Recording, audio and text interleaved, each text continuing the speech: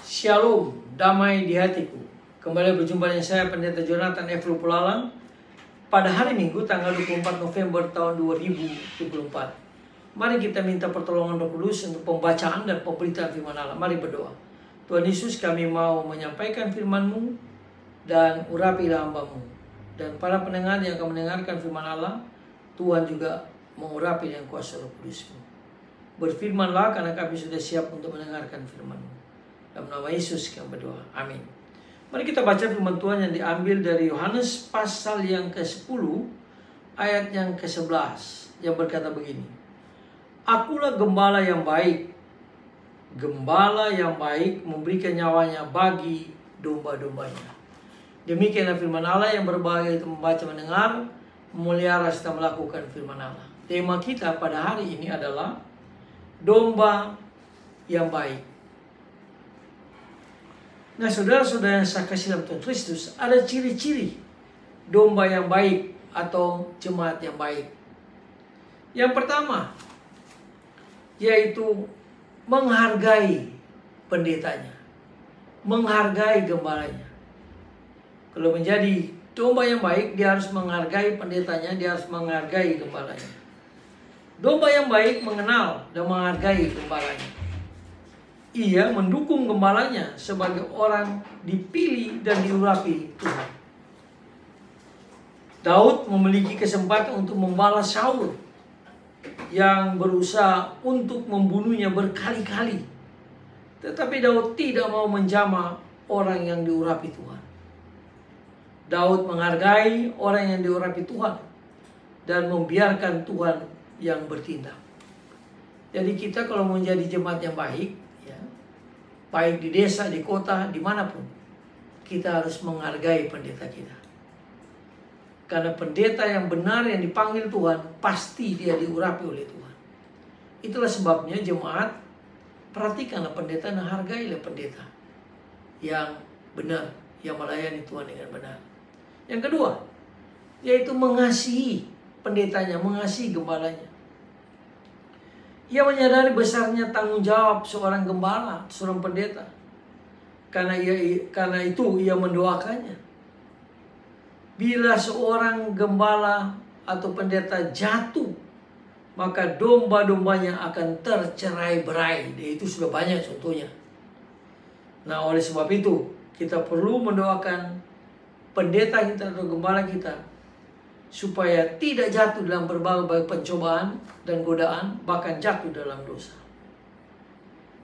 Biarlah Tuhan menjaga para pendeta, para gembala dengan berpasukan malaikat Tuhan.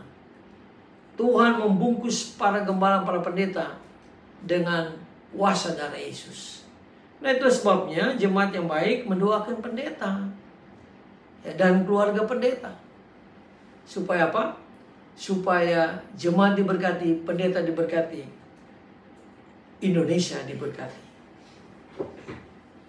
Nah, sekali lagi, mari kita mendoakan para pendeta kita, para pemimpin kita, atau para gembala kita yang Tuhan sudah tempatkan untuk melayani kita di gereja kita masing-masing.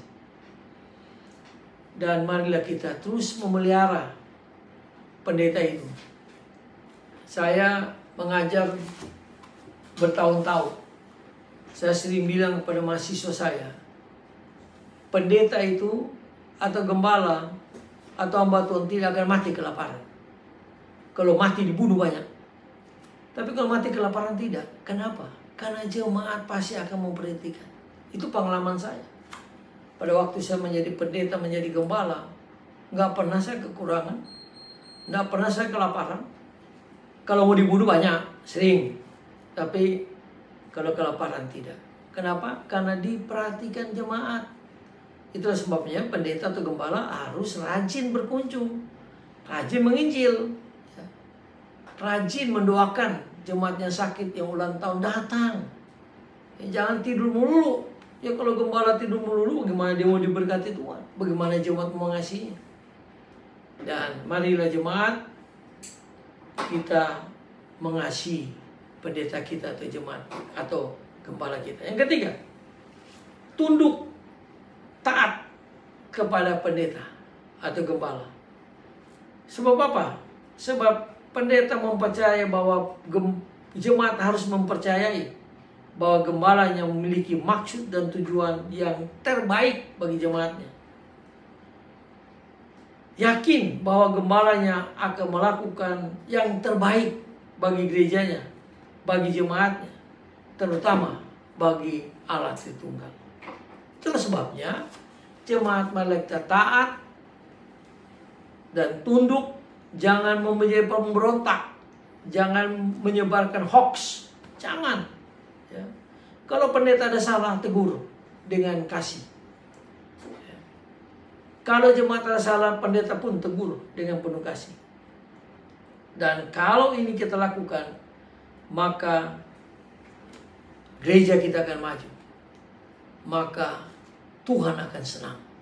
Itulah sebabnya, mari kita menjadi jemaat yang baik bagi gembalanya. Kenapa? Karena Tuhan Yesus sudah lebih dahulu. Tuhan Yesus dia rela mati bagi domba-dombanya.